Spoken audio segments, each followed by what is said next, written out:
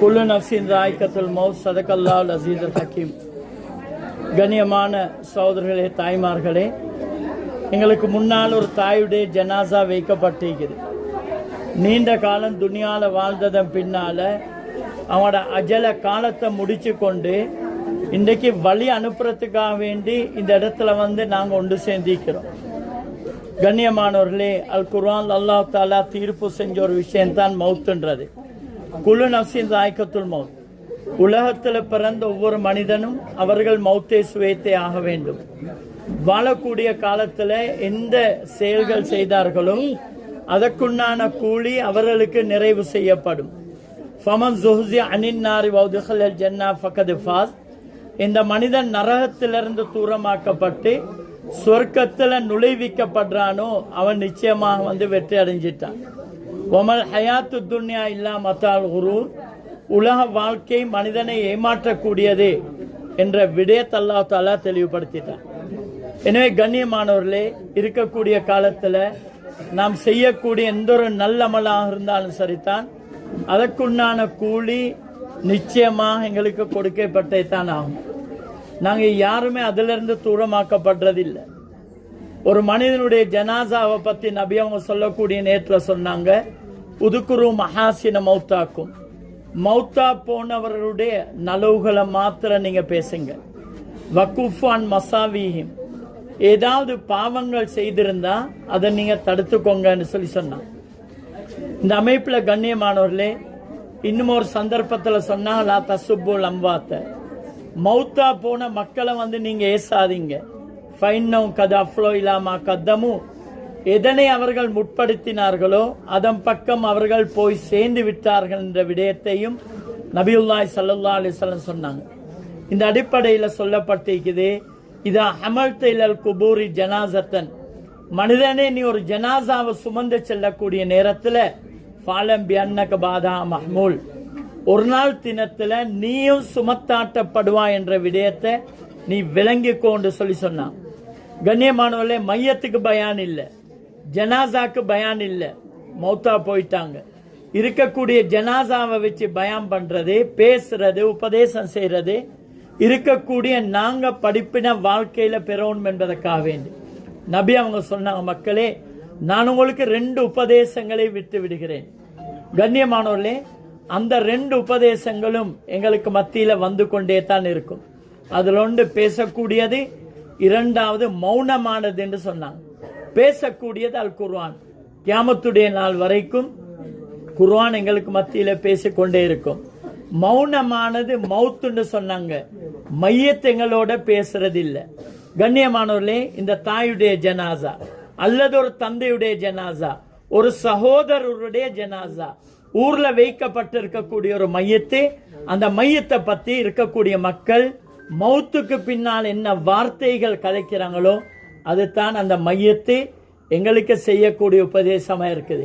சில ஜனாசாவை பத்தி பேசக்கூடிய நேரத்தில் சொல்லுவாங்க, வாழக்கூடிய காலத்துல கண்ணியமா வாழ்ந்தாங்க, நல்ல முறையில் வாழ்ந்தாங்க, இன்றைக்கு மௌத்தா போயிட்டாங்கன்னு சொல்லி அவனோட குடும்பத்துல பேச ஆரம்பிப்பான். கண்ணியமானவர்களே, ஹயாத்தோடு இருக்கக்கூடிய நேரத்தில் யாருமே நலவுகள் பேசுறது ரொம்ப குறைவு. மௌத்துக்கு பின்னால நலவு பேசுவாங்க, மௌத்துக்கு பின்னால கெடுதிய பேசுவாங்க. அதனால தான் சொல்லப்பட்டிருக்குது, நாங்க பேசப்படக்கூடிய ஒவ்வொரு வார்த்தைக்குதே அத்தனை வார்த்தைக்கும் மலக்குமார்கள் ஆமீன் சொல்றாங்களாம். நலவை கதைக்கக்கூடிய நேரத்திலையும் ஆமீன் சொல்றாங்க, கெடுதிய பேசக்கூடிய நேரத்திலையும் ஆமீன் சொல்றாங்க. அதனால தான் நபி அவங்க சொன்னாங்க, மையத்துடைய நலவுகளை மாத்திரம் பேசுங்க. கண்ணியமானவர்களே, இந்த பேசுங்கன்னு சொல்றது சும்மா வாரதில்லை. வாழக்கூடிய காலத்துல நல்ல முறையில வாழ்ந்துட்டு போனா தான் இந்த பேச்சு மக்களுடைய வார்த்தையில வெளிப்படுமே தவிர, அப்படி இல்லாட்டி என்ன தெரியுமா சொல்லுவாங்க, என்ன செய்ய பேசக்கூடாது, பேசுறதா இருந்தா நிறைய பேசலாம்னு சொல்லி அந்த வார்த்தை அப்படியே தடுத்து கொள்வான். கண்ணியமானவர்களே, ஒரு நாள் தினத்துல எங்கட மையத்தும் இந்த இடத்துல வைக்கப்படும். எல்லா மக்களும் எங்களை சூழ்ந்திருப்பாங்க. நபியுல்லாஹி ஸல்லல்லாஹு அலைஹி வஸல்லம் சொன்னாங்க, ஒரு மனிதனுடைய உயிர் கைப்பற்றப்படும் சொன்னா ரூஹுக்கு பொறுப்பான மலக்கு அந்த உயிரை தன்னுடைய கரத்துல வச்சு கொள்றாரு. கண்ணியமானவர்களே, எப்படி வைக்கிறாரு, என்ன தோற்றத்தில் வைக்கிறார் என்று சொல்லி கிதாபுல தெளிவாக எழுதப்பட்டிருக்குது. மக்கள் கதைக்கக்கூடிய வார்த்தையை கேட்டு போட்டு அந்த ரூஹிடத்துல சொல்றாங்க, மனிதனே உன்னைய பத்தி மக்கள் இன்றைக்கு பேச ஆரம்பிச்சிட்டாங்க. நல்ல விடயங்கள் பேசக்கூடிய நேரத்துல அந்த ரூஹிடத்துல சொல்லப்படுது, உனக்கு சோஃபனம் உண்டாகட்டும். கண்ணியமானவர்களே, கொண்டு போயிட்டு வைக்கிறதுக்கு முன்னாலே சோஃபனத்தோட போறாரு, நன்மாராயத்தோட போறாரு.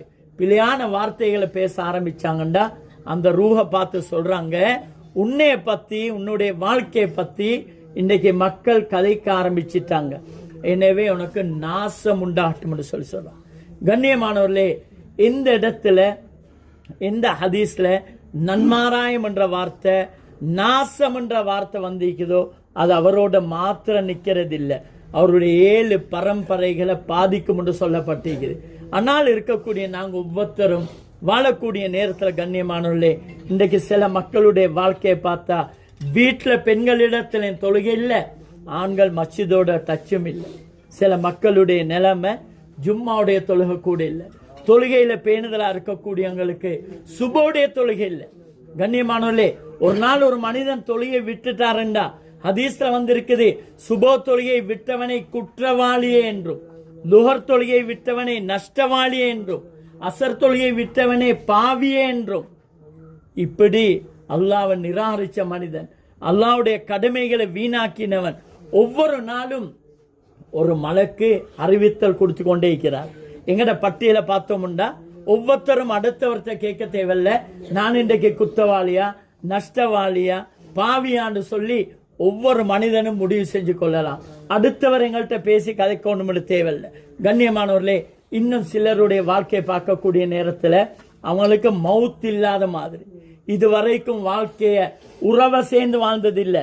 சின்ன விடயங்களுக்காக வேண்டி, சின்ன விஷயங்களுக்காக வேண்டி, ஒரு பேச்சுக்காக வேண்டி வாழ்க்கை பூராவும் உறவை துண்டிச்சு வீட்டுக்கு வரக்கூடாது, முன்னால கண்டாலும் பேச மாட்டேன், மையத்துக்கு வரக்கூடாதுன்னு சொல்லி இன்றைக்கு ஆகாயத்தில் அறிவு பறக்கக்கூடிய காலம் விடுவாங்க. அந்த அளவுக்கு மக்களுக்கு குர்ஆன் ஹதீஸ பத்தி தெளிவிக்குது. கண்ணியமானவர்களே, அவ்வளவு தெளிவு இருந்தும் இந்த காலத்திலேயும் உறவை முறிச்சு வாழக்கூடியவங்க இருக்கிறாங்க. அதனால எங்களோட வாழ்க்கையில இருந்து இந்த செயல் தூரமாகணும். உறவை முறிச்ச மனிதன் நபியுல்லாஹி ஸல்லல்லாஹு அலைஹி வஸல்லம் அவருடைய ஹதீஸை பார்க்கக்கூடிய நேரத்தில் கண்ணியமானவர்களே, அவனுடைய துஆக்கள் கூட ஏற்கப்படுறதில்லை. அப்ப அந்த செயலை நாங்க செஞ்சு கொண்டு எங்களோட வாழ்க்கையில எவ்வளவு நலவுகள் செய்யறோம். தொழுகையில பேணுதல், ஜக்காத்துல பேணுதல், ஹஜ்ஜில பேணுதல்.